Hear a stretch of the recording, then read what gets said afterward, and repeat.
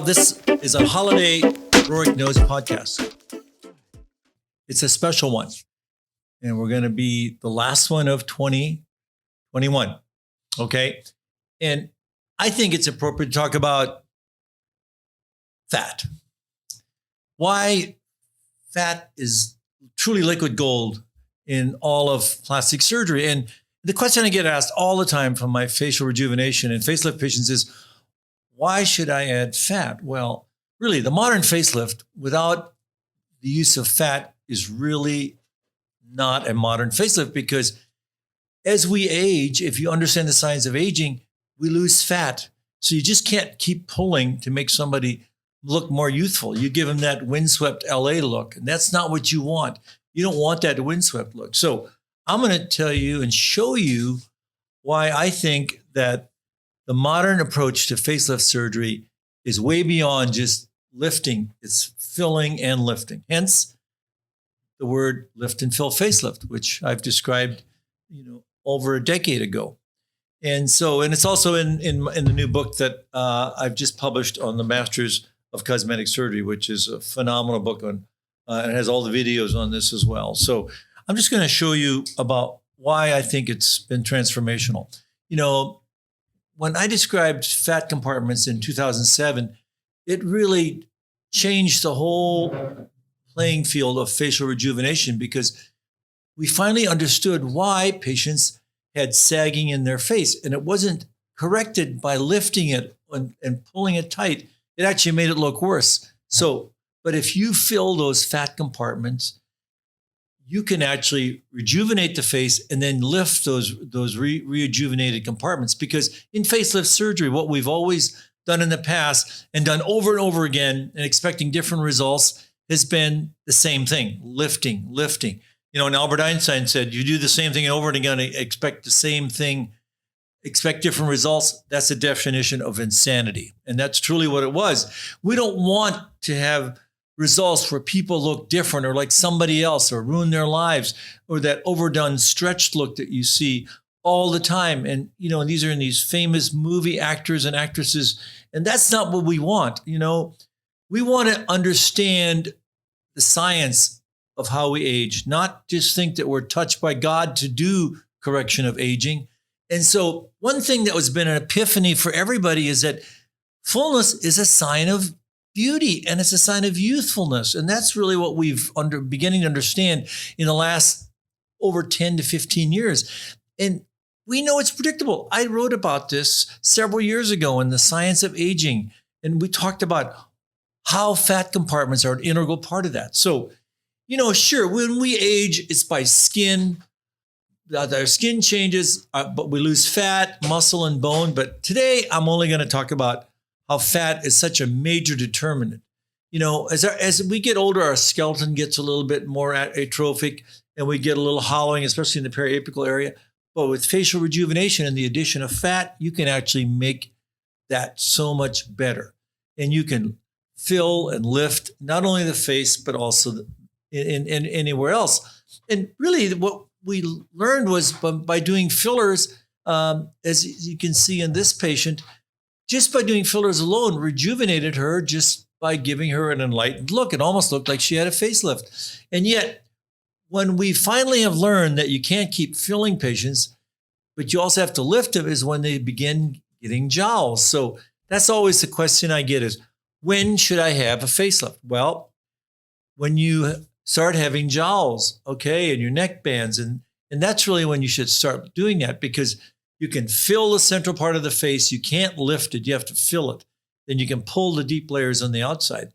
And the amazing thing is that the anatomy hasn't changed. It's just our understanding of that anatomy has changed, of how we look at the anatomy, especially the facial anatomy. And that's where the fat compartments have been so important. So the way I answer that question on why fat is, why not? Why not? Because if you don't do fat in a modern facelift, you're really not doing that patient a service, and you're really not understanding the science of how we age, because the days of just lifting and lifting are just no longer here, because that gives you that unnatural look. So we know that as we age in different parts of the body in different layers, but fat is the common layer that you lose all the time. And that's really a problem.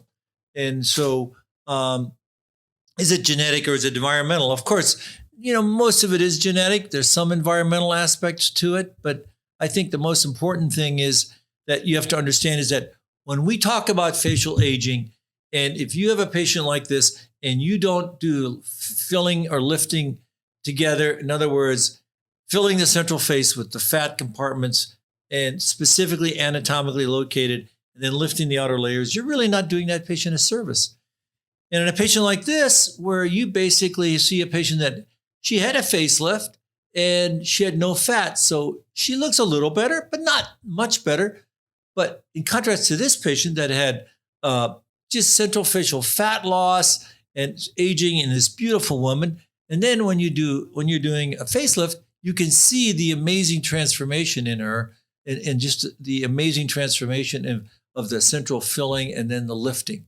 And that's beautiful. So without any fat, we know that if you just lift the outer layers, you're not going to correct the central part of the face.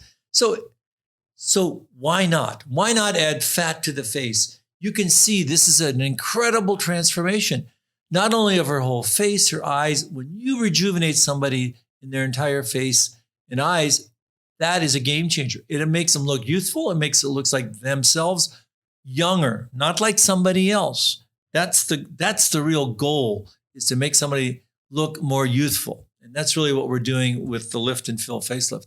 And even in revision facelift patients that have had previous facelifts, you can rejuvenate those patients. You can make them look so much better. In looking back at my experience of over almost 5,000 facelifts, what I have found in looking back at these patients is that in those that I actually added fat, they looked better and lasted longer. And if I did a facelift at a younger age, which I think is a good thing. So what are some observations and facts about facelifts from my extensive experience is that if you get a facelift at a younger age, 50 or younger, you look better, it lasts longer, and your result is better. Especially if you have a full face, your longevity is going to be better. And males tend to have similar results as females. And everybody looks better if they've had skin resurfacing, peels, or skincare and Retin-A. And all patients that had central facial fat augmentation looked better and lasted longer. That's been my observation that has proven the test of time. And this is in males and females. As you can see in a 6-year post-op and a 4-year post-op patient, they all look better, look more natural. And that's really what you want. Beauty is far more than skin deep. It is so much more than that. And our goal as plastic surgeons is to be in the face protection program, not the witness protection program, because we want to make our patients look youthful. We don't want to not recognize them unless they sing. That's not what we want. And once you understand that when you lose volume, it isn't just sagging, you also get distortion of your face. And I think that's the most important thing, is that we lose fat. It's a structural pillar of our face. And then we alter that facial shape. So you have to replace like with like. So of course, you can't replace the fat with just lifting. You have to fill it and then lift it. And that's the beauty of that.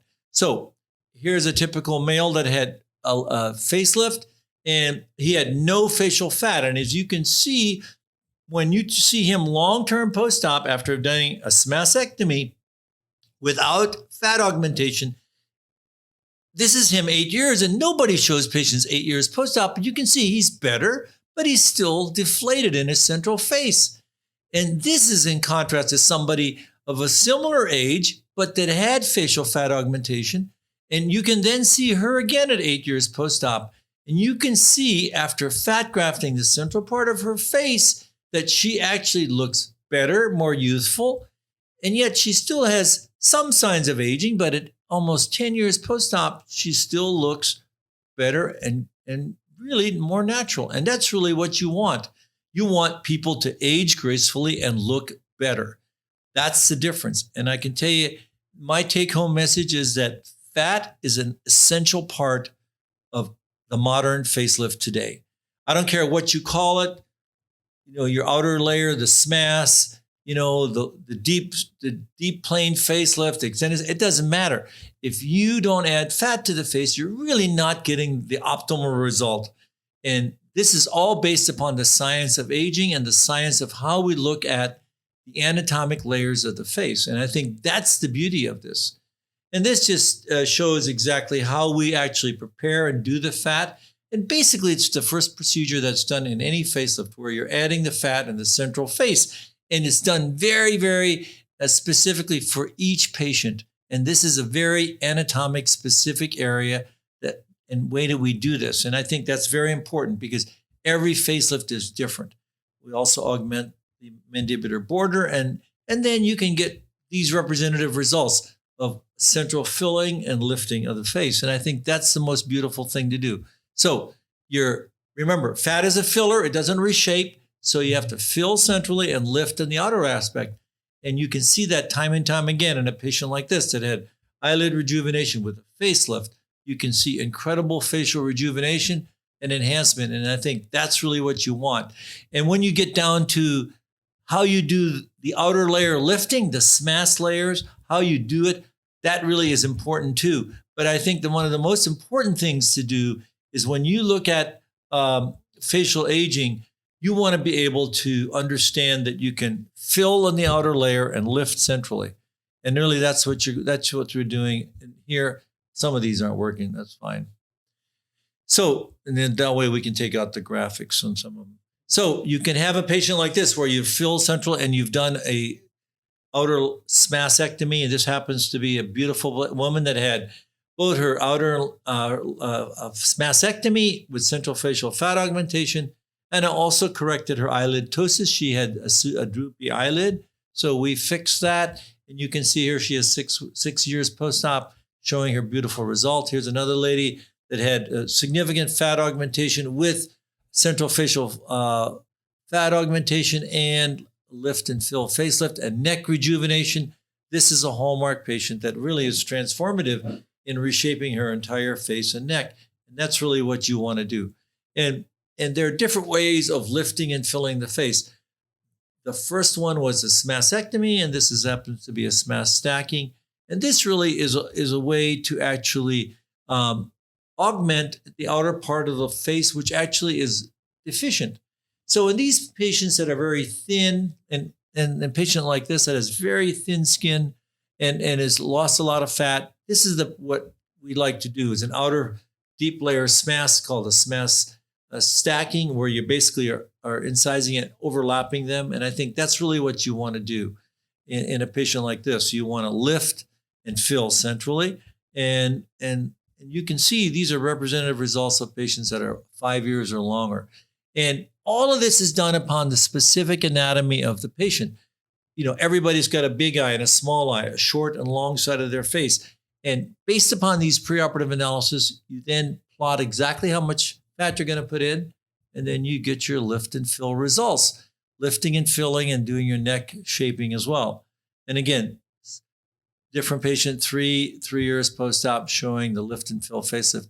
And so you really want to anatomically look at these patients, look at their eyes and look at their face and reshape them, fill centrally, lift on the outer aspects. And that's really where it matters. So in conclusion, what the premise is that fat is an essential part of the modern facelift for all the reasons I talked about. The science of aging, how we age. So you have to restore like with like. In this case, it's with fat. And so if you want to get an optimal, youthful, natural result, the best way to do that is with your own fat.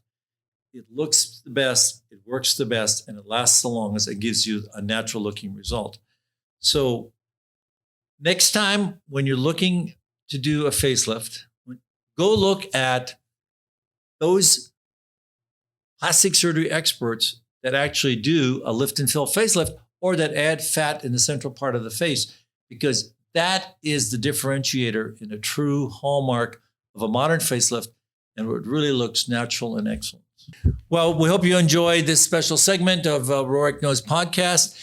And 2021 was an amazing year, and we know 2022 is going to be even better. Enjoy, stay safe. All right. Happy New Year.